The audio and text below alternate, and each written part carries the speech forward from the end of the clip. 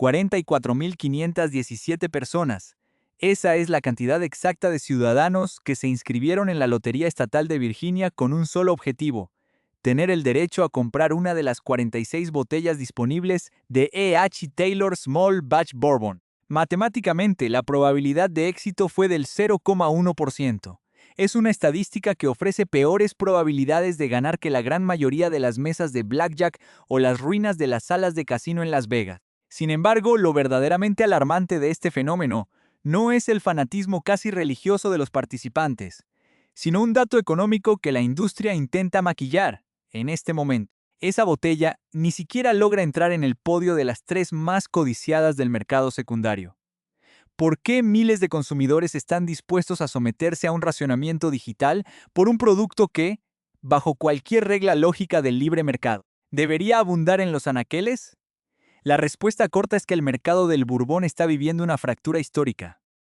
Si se analiza la superficie, el año 2026 tendría que ser el periodo más accesible, barato y predecible para el consumidor de destilados en la última década. Los datos macroeconómicos de la industria global de bebidas alcohólicas no mienten, aunque los departamentos de marketing intenten esconderlos detrás de etiquetas elegantes. La corporación Beam Suntory tomó la decisión radical de paralizar por completo la producción en su destilería de Claremont durante un año entero. Brown-Forman, el gigante corporativo detrás de marcas masivas como Jack Daniel's y Old Forester, ejecutó un recorte del 12% de su plantilla global de trabajadores. Diageo detuvo la producción de George Dickel y MGP, la gigantesca destilería de contrato que produce en secreto el líquido base para docenas de marcas independientes que llenan las licorerías, reportó un colapso vertical en sus ingresos trimestrales. A este panorama interno se le suma un factor geopolítico adverso. Los aranceles internacionales impuestos a las exportaciones terminaron de asfixiar las ventas fuera de Estados Unidos. El resultado es visible para cualquiera que visite los almacenes de maduración en Kentucky. Los denominados rack houses albergan hoy más barriles envejeciendo en su interior que en cualquier otro punto de la historia moderna del país. Cualquier estudiante de economía básica entendería lo que este escenario de sobreproducción y caída de demanda global significa. Los precios regulados por la oferta y la demanda tendrían que desplomarse. Y en gran medida eso es lo que está ocurriendo. El valor en el mercado secundario de reventa ilegal y de coleccionistas ha caído en picado para casi todas las etiquetas tradicionales. Botellas icónicas como Blanton's se han visto en las estanterías de Kentucky a un precio de $99, sin que ningún cliente se moleste en estirar el brazo para agarrarlas. El William Larue Weller, considerado durante años la joya de la corona de la colección de antigüedades de la industria, registra una devaluación del 14% respecto a su pico histórico de cotización. La línea completa de E.H. Taylor experimentó una reducción forzada de entre $20 y $40 por unidad en apenas 12 meses, para el consumidor promedio, aquel que compra el Bourbon porque disfruta de su sabor y tiene la costumbre real de abrir los tapones para consumir el líquido. Este es el mercado más noble y amigable desde el año 2016. Los estantes de las tiendas de licores están llenos. Los precios sugeridos de venta al público se respetan más que nunca y la histeria colectiva parece estar evaporándose. Pero aquí es donde la lógica económica se quiebra y da paso a la manipulación psicológica del mercado. Existe un grupo selecto de 8 botellas específicas, 8 expresiones de Bourbon que continúan desapareciendo de los inventarios el mismo día, y a veces la misma hora, en que los camiones de distribución descargan las cajas en las tiendas. Para estas 8 etiquetas, la crisis de sobreproducción, los despidos masivos y las caídas de ingresos corporativos simplemente no existen. Algunas de ellas pertenecen al régimen de distribución asignada o cuotas estrictas, conocidas en la industria como productos asignados, pero otras no lo son en absoluto. De hecho, un par de estas botellas tienen un precio oficial inferior a los $40, y existe una alta probabilidad de que usted haya caminado frente a ella en el pasillo de su tienda local, una docena de veces sin comprender el valor real de lo que tenía a centímetros de su vista. Existe un patrón de comportamiento idéntico entre los compradores iniciados. Los consumidores que poseen información privilegiada sobre estas botellas no entran a las tiendas a mirar los estantes ni a comparar precios. Entran con un objetivo fijo: Compran la botella en el acto si está disponible y jamás dejan una unidad extra rezagada para el siguiente cliente. Saben perfectamente que la brecha entre el precio de venta recomendado por el fabricante y el valor intrínseco del líquido es un error del sistema que deben aprovechar de inmediato. Analicemos la posición número 8 de esta lista. Se trata de un producto que el público general asume erróneamente como un destilado común, de fácil acceso y alta disponibilidad. Y técnicamente lo es, al menos hasta el momento exacto en que intentas localizarlo en la graduación alcohólica que verdaderamente importa. Hablamos del Old Forester 1920 Prohibition Style, comercializado habitualmente por un precio cercano a los $55 y con una graduación de 115 proof, el equivalente al 57,5% de alcohol por volumen.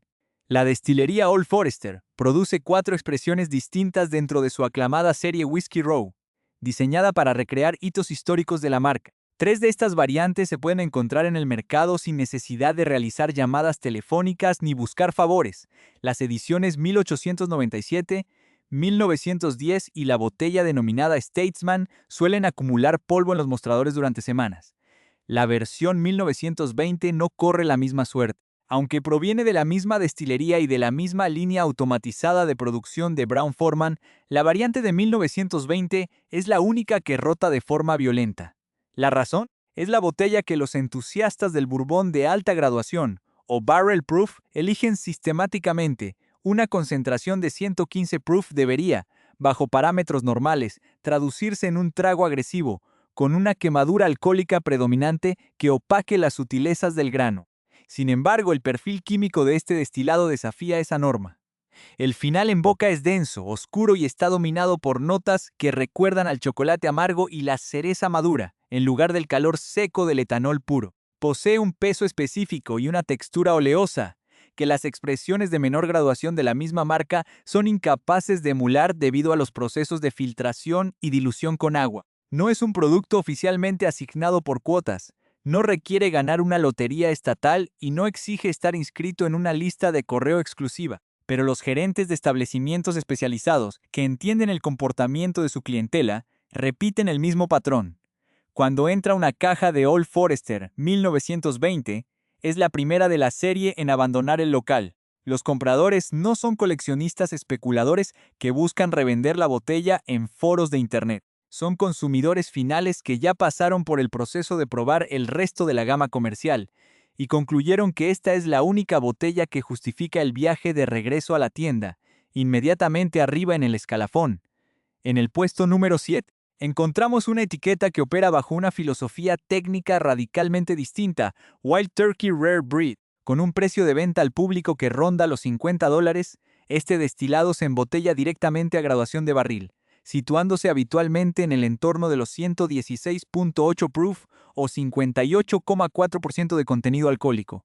El Rare Breed es el ejemplo perfecto de un fenómeno industrial. La botella que resulta invisible para el consumidor novato, que se deja guiar por diseños de etiquetas modernos, pero que es adquirida de forma compulsiva por los veteranos del sector. Los maestros destiladores Jimmy y Eddie Russell ejecutan aquí un proceso de mezcla selectiva combinando lotes de bourbon con envejecimientos de 6, 8 y 12 años en barricas de roble blanco americano virgen. El líquido se introduce en la botella exactamente con la graduación física con la que sale del barril tras el proceso de maduración, sin añadir una sola gota de agua para estirar el volumen de producción y sin someter el producto a filtración en frío. Un proceso industrial que retira los ácidos grasos y ésteres naturales para evitar que el licor se enturbie, pero que a la vez le roba complejidad y cuerpo al perfil final. No obstante, el secreto técnico que define el valor real de Wild Turkey Rare Breed es un detalle de ingeniería que la mayoría de los compradores pasa por alto: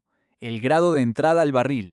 Mientras que el límite legal permitido por las regulaciones federales en los Estados Unidos es de 125 proof, Wild Turkey introduce su destilado fresco en los barriles a una graduación inusualmente baja, que oscila entre los 107 y los 115 proof. Esta decisión reduce la eficiencia de volumen de la destilería, pero obliga al líquido a interactuar de una manera mucho más profunda con los azúcares naturales de la madera tostada durante los años de confinamiento. Al no requerir una dilución masiva con agua antes del embotellado para cumplir con un estándar comercial, El consumidor obtiene una concentración pura del trabajo físico que el barril realizó durante más de una década. A un precio de $50, este producto compite directamente en perfiles organolépticos con lanzamientos de edición limitada que duplican su costo en el mercado formal y que exigen contactos directos con distribuidores para ser localizados. En catas a ciegas frente a gigantes del sector como Stack o Elijah Craig Barrel Proof, este destilado sostiene el tipo sin dificultades. Esto nos conduce directamente al puesto número 6, Elijah Craig Barrel Proof, una botella con un precio sugerido de $65 que ostenta una declaración de edad estricta de 12 años en su etiqueta y que fluctúa de forma habitual entre los 120 y los 140 proof según el lote específico. La compañía Heaven Hill distribuye este producto en el mercado de forma fragmentada a través de 3 lanzamientos anuales perfectamente identificables por un código alfanumérico. El lote A se distribuye a principios de año, el lote B se libera en el mes de mayo y el lote C llega a las tiendas durante el otoño. Entre la comunidad de analistas y consumidores minuciosos que registran las variables químicas de cada edición, los lotes B han cargado históricamente con la reputación de ser los más equilibrados y complejos. Sin embargo, la realidad técnica demuestra que esa consistencia del inventario de Heaven Hill ha impedido la aparición de un lote defectuoso en años. Ofrecer un bourbon con 12 años de maduración real en almacenes de Kentucky, sin diluir y por un costo de $65, representa una anomalía financiera en el mercado actual. Hace un par de años, el Elijah Craig Barrel Proof era un secreto a voces que descansaba pacientemente en las grandes superficies de distribución. Esa realidad ha dejado de existir en la práctica. La información se democratizó a través de las redes y el ritmo de compra comenzó a superar la capacidad física del calendario de lanzamientos cuatrimestrales de la destilería. Para mitigar esta presión sobre sus inventarios maduros, Heaven Hill tomó la estrategia comercial de diversificar la línea, introduciendo recientemente una variante de centeno, el Elijah Craig Barrel Proof Rye, también protegido por una declaración de edad de 12 años. Esta maniobra corporativa, lejos de diluir el interés del consumidor, sirvió como un faro de atención que atrajo a nuevos compradores hacia la marca principal. El resultado colateral es evidente. La expresión original de Bourbon es hoy un objetivo mucho más complejo de localizar en los anaqueles que en cualquier ciclo comercial previo. ¿Qué ocurre cuando una destilería decide modificar únicamente la tipografía de una etiqueta para influir en la psicología del comprador? La respuesta se encuentra en el puesto número 5, ocupado por Stack, el destilado de la firma Sazerac, producido en las instalaciones de Buffalo Trace, que se comercializa a un precio oficial de $55. Originalmente bautizado como Stack Jr., la compañía tomó la fría decisión administrativa de eliminar de forma permanente la palabra Junior de la parte frontal del envase. La comunidad de entusiastas reaccionó ante la noticia analizando el movimiento como si se tratara de una reformulación del producto. No lo fue. El líquido no sufrió modificaciones, el porcentaje de granos de la receta o mash bill número 1 de Buffalo Trace se mantuvo idéntico y las barricas seleccionadas continuaron saliendo al mercado 2 o 3 veces por año con graduaciones brutas que oscilan entre los 125 y los 140 proof. El único cambio real fue de carácter estrictamente semántico. Al remover el adjetivo junior, la corporación neutralizó el único elemento visual que provocaba que el comprador casual subestimara el valor del producto frente a su hermano mayor, el inalcanzable George T. Stack. En las guías internas de asignación que manejan las grandes cadenas de distribución, Stack se ubica en el denominado nivel 3.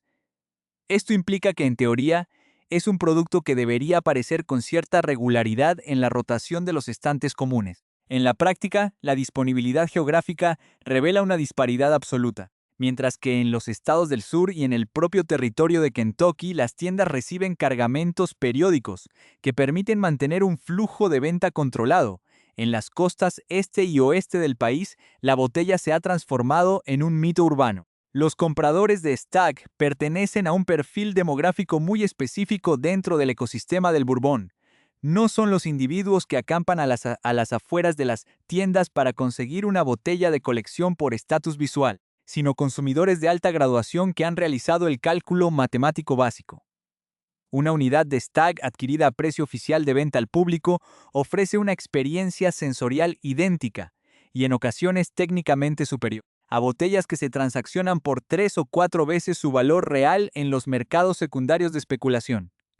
Es una distorsión de valores que desafía la lógica de cualquier análisis comercial, pero que palidece cuando nos adentramos en el terreno de las botellas que han abandonado su función original como destilados para transformarse en divisas líquidas. ¿Cómo se explica que un bourbon de apenas $40 y 90 proof sea capaz de movilizar más capital informal que las ediciones más limitadas del mundo? Para comprender el nivel de irracionalidad que domina la cúspide de este mercado, es indispensable analizar el comportamiento de la posición número 4 de nuestra lista, Eagle Rare This Year. Nos encontramos ante una botella que se comercializa a un precio oficial de apenas $40 y con una graduación estándar de 90 proof, es decir, un 45% de alcohol por volumen. Bajo cualquier criterio analítico tradicional, un destilado con estas especificaciones técnicas y este costo de entrada debería ser el habitante más común, predecible y abundante de cualquier licorería de barrio. Debería estar allí, disponible para cualquiera que busque un trago un viernes por la tarde, pero la realidad es radicalmente opuesta. Este producto se ha convertido en uno de los activos financieros más dinámicos y volátiles del mercado sumergido de alcohol en los Estados Unidos.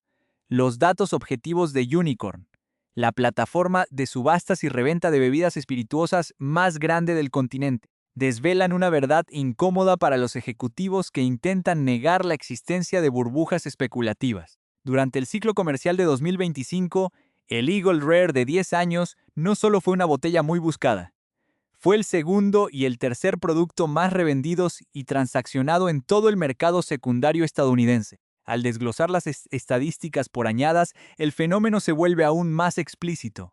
La edición cosechada y embotellada en 2024 se adueñó firmemente del segundo puesto en volumen de transacciones físicas, mientras que el lote lanzado en 2025 retuvo la tercera posición global. Estamos hablando de un fenómeno comercial, donde un producto de consumo masivo de $40 supera en velocidad de reventa, liquidez y volumen de intercambio a botellas de edición limitada con estuches de madera y precios sugeridos de miles de dólares. ¿Cómo se explica que el mercado secundario procese miles de unidades de un producto supuestamente común a precios que duplican o triplican su valor nominal? La explicación o responde a una escasez artificial orquestada por directores de marketing, sino a un desfase técnico insostenible entre el costo de producción y la madurez del líquido. Eagle Rare es un bourbon de barril único o single barrel, que porta una declaración de edad garantizada de 10 años en su etiqueta, proveniente de los inventarios de Buffalo Trace. Si se examina la oferta de la competencia en ese mismo rango de precios, el vacío es absoluto. Ninguna otra destilería en el territorio norteamericano es capaz de sostener un proceso de envejecimiento de una década completa en barricas de roble, absorber las mermas por evaporación física, lo que los destiladores llaman el impuesto de Los Ángeles, y poner el producto final en el mercado por $40. El consumidor iniciado ha aprendido a leer este escenario. Sabe que está adquiriendo un destilado cuya calidad organoléptica y tiempo de maduración corresponden a la categoría de precios de $90 a $120, pero etiquetado con un precio de la década pasada. Cuando este perfil de comprador detecta una unidad en el anaquel, no se detiene a meditarlo. La retira de inmediato porque sabe que la ventana de oportunidad se cierra en minutos. Este desequilibrio estructural nos conduce directamente al puesto número 3, el Coronel Cornell E.H. Taylor Small Batch. Volvemos al punto de partida de nuestra investigación, donde 44.517 ciudadanos compitieron activamente por apenas 46 unidades en un sistema controlado por el gobierno de Virginia. Para entender la naturaleza de esta demanda asimétrica, hay que despojarse de los adjetivos románticos de las contrasolapas y concentrarse en el marco regulatorio. Esta botella se vende a un precio de venta recomendado de $45. Se presenta a 100 proof y cuenta con la certificación oficial de ser un destilado Bottled in Bond. Esta última frase no es un eslogan publicitario. Es una de las protecciones al consumidor más estrictas y antiguas del marco legal estadounidense, dictada por la Ley Federal de 1897. Para que el E.H. Taylor Small Batch pueda exhibir ese sello verde en su cuello, la destilería Buffalo Trace debe cumplir con una serie de requisitos químicos e históricos inquebrantables. El bourbon debe ser el producto de una sola temporada de destilación, ya sea primavera u otoño de un año específico, elaborado por un único maestro destilador en una sola ubicación física. Además, debe madurar durante un periodo mínimo de 4 años en un almacén bajo supervisión fiscal del gobierno federal y ser embotellado exactamente a 100 proof, sin alteraciones. El resultado de este rigor legal es un perfil de sabor que posee una claridad y una transparencia estructural que los blends o mezclas de alta graduación de diferentes destilerías y años no pueden replicar. Los coleccionistas e inversores han perseguido esta pureza técnica durante más de una década, transformando la botella en un objeto de culto. En mayo de 2026, la corporación matriz intentó aliviar la presión sobre esta etiqueta mediante una maniobra de distracción de catálogo. Reintrodujeron en el mercado dos de las expresiones históricas más esquivas de la saga Taylor, las ediciones 4Grain y Kurt Oak, fijando un precio sugerido de $79.99. En un mercado financiero convencional, la introducción de alternativas premium tiende a canibalizar o enfriar el interés por el producto básico. En el ecosistema del Bourbon, la psicología opera a la inversa. El anuncio de estos lanzamientos limitados no redujo el interés por el small batch. Por el contrario, inyectó combustible al nombre de la marca. Miles de nuevos consumidores, atraídos por el ruido mediático de las botellas de $80 que jamás verán en persona, se volcaron en masa a buscar la edición Small Batch como su puerta de entrada accesible al universo Taylor. Como consecuencia, un producto que ya era crónicamente escaso se transformó, de la noche a la mañana, en un fantasma logístico punzí. La línea Taylor representa el triunfo del rigor legal. El puesto número 2 es el monumento definitivo al fetichismo estético y la conversión de un líquido en un icono cultural pop. Hablamos de Blanton Single Barrel, comercializado oficialmente a $65. Aunque la presión fiscal y los márgenes de ganancia de ciertos estados controlados han empujado ese piso hacia los $80.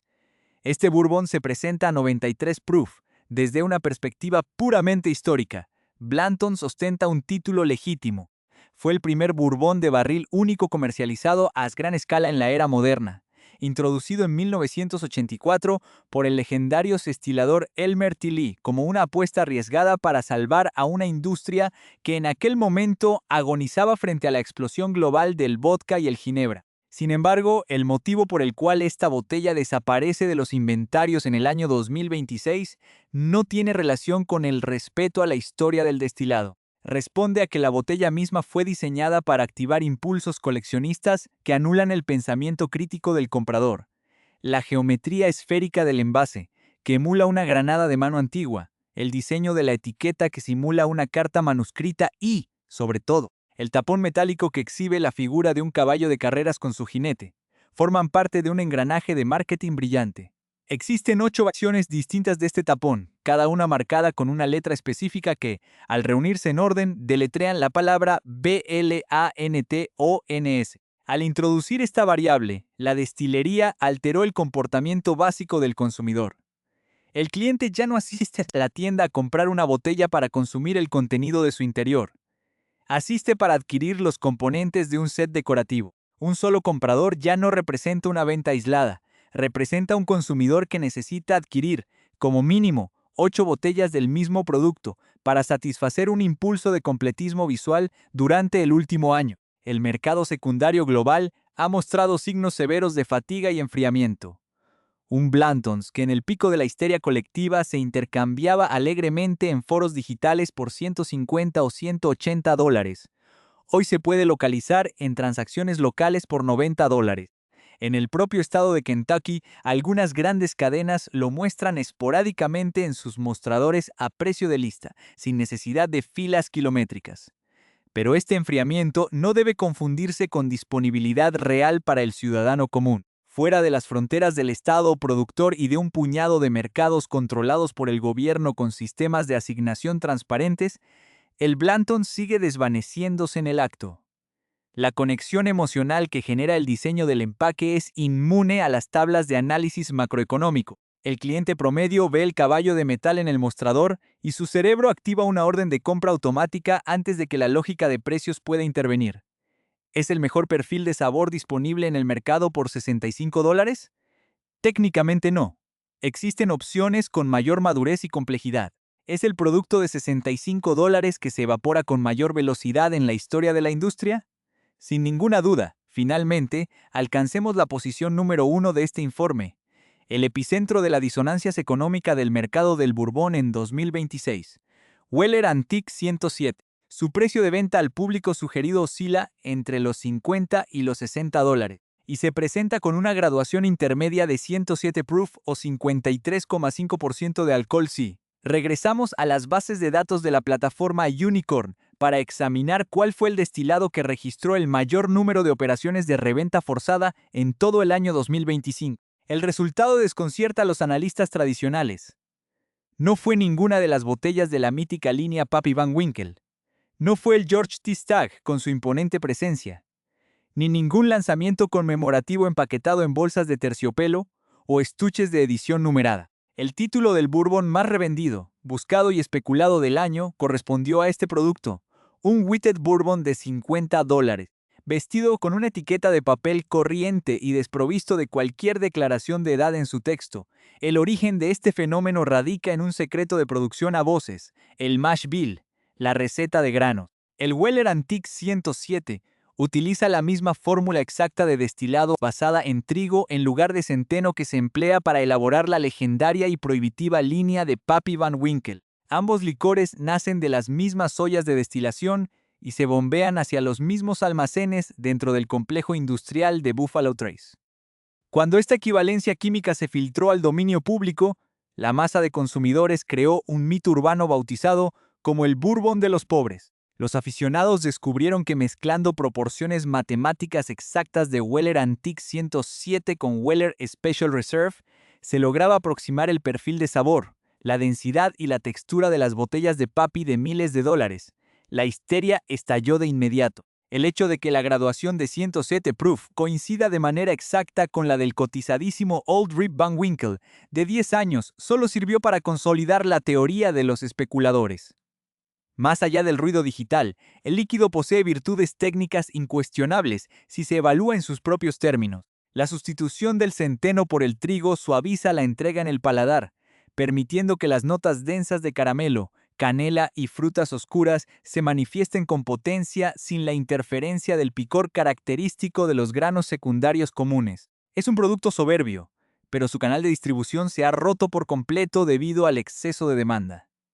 En el escenario actual, donde conseguir la gran mayoría de los bourbons es más sencillo de lo que ha sido en toda una década, el Weller Antique 107 opera en una dimensión paralela. Las licorerías que reciben un cargamento de esta etiqueta miden la permanencia del producto en horas, no en días. En la gran mayoría de los casos, la botella jamás llega a tocar físicamente el estante de la tienda. Los gerentes optan por resguardar las unidades en las oficinas traseras o debajo del mostrador de cobro, reservándolas exclusivamente para clientes recurrentes de alta fidelidad que conocen los días de reparto y preguntan explícitamente por el inventario oculto. Colocar esa etiqueta en el pasillo central de un comercio equivale a convocar de forma inmediata a una multitud de buscadores de ofertas, alertados por publicaciones en redes sociales que rompen la tranquilidad del negocio en cuestión de minutos.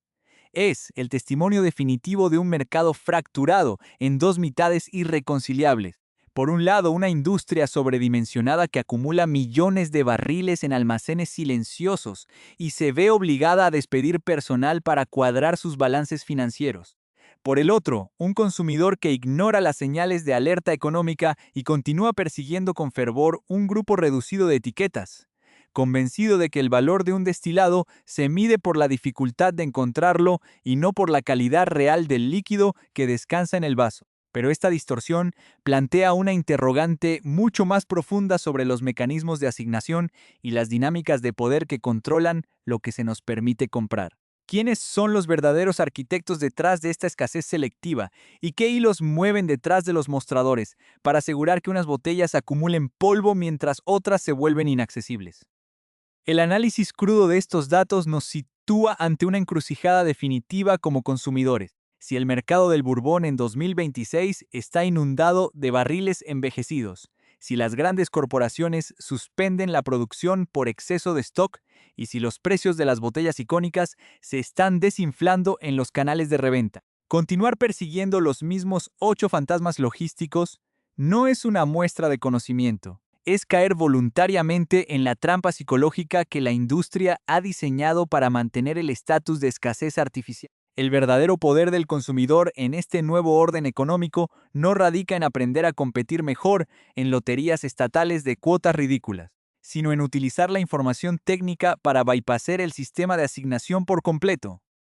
¿Cómo se traduce este mapa de distorsiones comerciales en una estrategia de compra diaria y efectiva dentro de una licorería convencional? La primera regla de acción exige desmontar de forma inmediata el mito del estatus visual y sustituirlo por el análisis del perfil químico y de producción. El caso del Weller Antique 107 y su absurda cotización en el mercado secundario nos ofrece la hoja de ruta perfecta.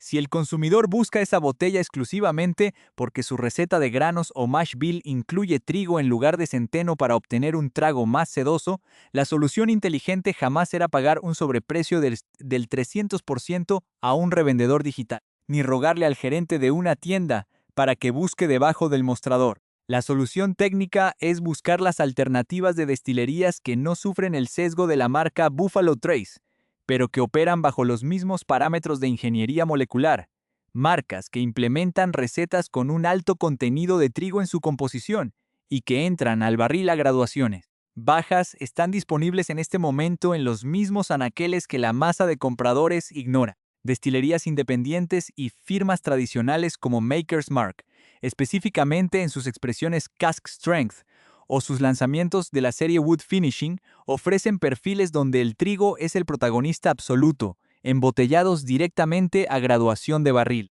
sin filtración en frío y por una fracción del costo de reventa del Weller. Al adquirir estas opciones, el comprador obtiene exactamente la misma estructura organoléptica pesada, densa y dulce, pero eliminando el impuesto invisible de la histeria colectiva. El líquido en el vaso es indistinguible en términos de calidad, pero la transacción financiera ha sido limpia y justa. La segunda recomendación práctica consiste en aprender a explotar las anomalías de precios fijadas por las leyes de protección al consumidor, como el régimen Bottled in Bond, que protege al Cornell H. Taylor Small Batch. Si el mercado asigna un valor desproporcionado a esta etiqueta debido a la garantía de transparencia que exige la Ley Federal de 1897, el consumidor astuto debe recordar que Buffalo Trace no posee el monopolio de esta certificación. Docenas de destilerías históricas en Kentucky y contratistas independientes embotellan bourbon bajo los mismos estándares estrictos: 4 años mínimos de maduración, una sola temporada de destilación, un solo maestro destilador y exactamente 100 proof de concentración alcohólica. Firms de larga tradición familiar como Heaven Hill o Evan Williams producen expresiones Bottled in Bond, que cumplen al pie de la letra con cada uno de los requisitos de pureza legal exigidos por el gobierno federal. Estas botellas se encuentran de forma regular en cualquier supermercado o tienda de conveniencia por precios que oscilan entre los 25 y los $35. Al desplazar la atención desde el diseño del empaque exterior hacia el sello verde de la certificación fiscal, el comprador adquiere un destilado con una transparencia estructural idéntica, pero esquivando las listas de espera y las loterías que solo benefician el margen de ganancia de los intermediarios. El tercer pilar de esta guía de supervivencia comercial se centra en el factor de la graduación alcohólica y la relación de maduración frente al costo real. La lección que nos dejan botellas como Wild Turkey Rare Breed y Elijah Craig Barrel Proof es que el valor real se esconde en el volumen de agua que el fabricante no introdujo en el envase. Cuando un consumidor adquiere un bourbon estándar de 80 o 90 proof, está pagando una tarifa significativa de transporte e impuestos por agua purificada que la destilería utilizó para diluir el producto final desde su salida del barril hasta el estándar comercial masivo. La estrategia de compra eficiente dicta que el cliente debe priorizar sistemáticamente las botellas, etiquetadas como Barrel Proof o Full Proof, que se mantengan en el rango de precio sugerido de $50 a $70. Al adquirir un licor con una concentración de 115 a 135 proof, El comprador no solo está obteniendo una mayor densidad de aceites aromáticos y compuestos extraídos de la madera durante una década, sino que está adquiriendo un concentrado que él mismo puede gestionar.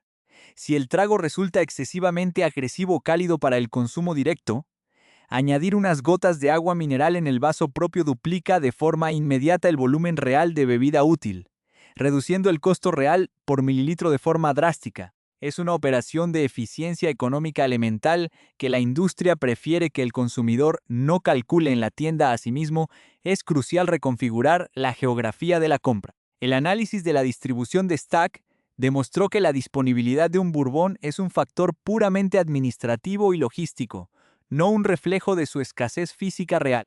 Si usted habita en zonas geográficas donde la distribución de alcohol está monopolizada por juntas de control estatal o donde los minoristas locales inflan los precios de forma arbitraria aprovechando la falta de regulación, la recomendación es clara.